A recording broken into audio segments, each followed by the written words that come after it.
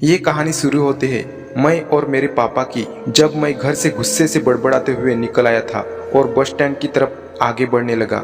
मैं मन ही मन बड़बड़ा रहा था। पता नहीं कितने पैसे छुपा के रखे हैं, लेकिन मेरे लिए एक बाइक नहीं खरीद ले सकते। अब मैं यहाँ से दूर चला जाऊंगा और तब तक वापस नहीं आऊंगा जब तक मैं खुद के पैसों से बाइक नहीं खरीद लेता। इतना सोच ही रहा था, तभी मेरे पैरों के नीचे मुझे कुछ चुभने का एहसास हुआ। नीचे देखा तो समझ में आया कि जल्दबाज में अपने पापा के जूते पहन आया था।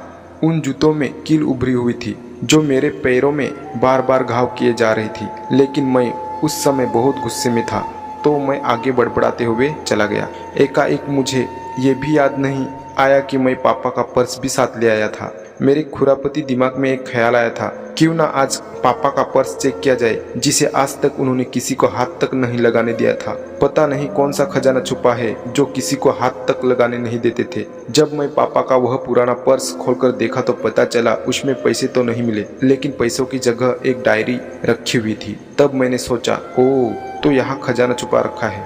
मैं समझ ही रहा था कि यहाँ पापा ने लिखा होगा कि किससे कितने पैसे लेने हैं और किसको कितने पैसे दिए हैं, लेकिन मैं गलत था। जब मैंने उस छोटी सी डायरी का पहला पेज खोलकर देखा तो वहाँ पर जो लिखा था वह थोड़ा सीरियस करने देने वाला था। डायरी में जो लिखा था उसे पढ़ने के बाद मेरे चेहरे पर जो एक्सप्रेशन थे वह गायब हो चुके थे, क्योंकि डायरी में वैसा कुछ नहीं था जैसा मैं सोच रहा था। वहाँ पर उन पैसों का हिसाब लिखा हुआ था जो अलग अलग कामों के लिए अलग अलग लोगों से उधार लिए गए थे। उस लिस्ट में कंप्यूटर के नाम पर भी पैसे लिखे गए थे। कुछ यूं ही था, 50,000 बेटे के कंप्यूटर के लिए। यह वही कंप्यूटर था जिसे मैं आज तक यूज कर रहा था, लेकिन मुझे पता ही नहीं था उस कंप्यूटर को खरीदने के लिए पैसे कहां से आए थे। लेकिन आज पता चल रहा था। मुझे आज भी याद है जब मैं पहली बार कैमरे के लिए जीत की थी, जो मेरे पापा ने मुझे 4 हफ्ते बाद मेरे बर्थडे पर लाकर दिया था, जिसे देखकर मैं बहुत खुश हुआ था। और मुझे खुश देखकर मुझसे कहीं ज्यादा अगर कोई खुश हुआ तो वह थे पापा।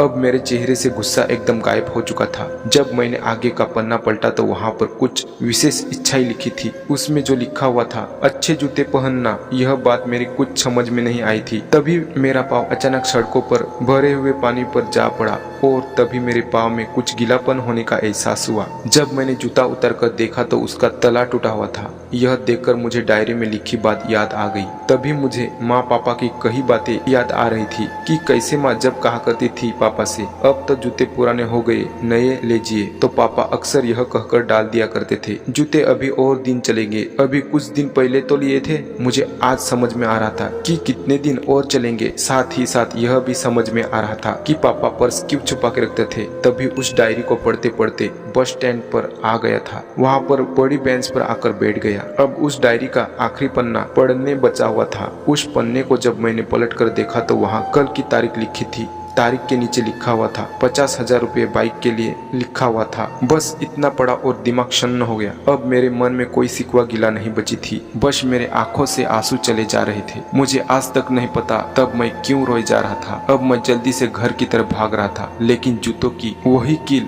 पाँव में अब तक घाव बनाने में कामयाब हो चुकी थी। मैंने जूतों को रास्ते में निकालकर फेंक दिया और मैं भागते लड़खड़ाते मैं अपने घर जा पहुंचा। मैंने जूतों को रास्ते में ही निकालकर फेंक दिया और भागते लड़खड़ाते मैं अपने घर जा पहुंचा, लेकिन पापा घर पर नहीं थे। मैं समझ गया कि पापा वह कहाँ होंगे। मैं सीधा पास वाली बाइक एजेंसी की तरफ दौड़ पड़ा। पता नहीं आज कहां से इतनी ताकत पैरों में आ गई थी कि मैं भागते हुए थक नहीं रहा था, और वह भी बिना जूतों के नंगे पैर पर। जैसे तैसे मैं बाइक एजेंसी पर पहुंचा। मेरे पापा वही थे। मैंने पापा को दौड़कर गले लगा लिया और मेरे आंखों से आंसू रुकने का नाम ही नहीं ले रहे थे। मेरे पापा को कुछ समझ नहीं पा रहे थे। आखिर हो क्या रहा है, मेरा बेटा क्यों रो रहा है। मैंने पापा से कहा, पापा मुझे मोटरसाइकिल नहीं चाहिए, आप अपने लिए जूते लीजिए। अब आज से मैं जो भी करूँगा अपने मेहनत से अपने बुलबुते पर पढ़ कर करूँगा।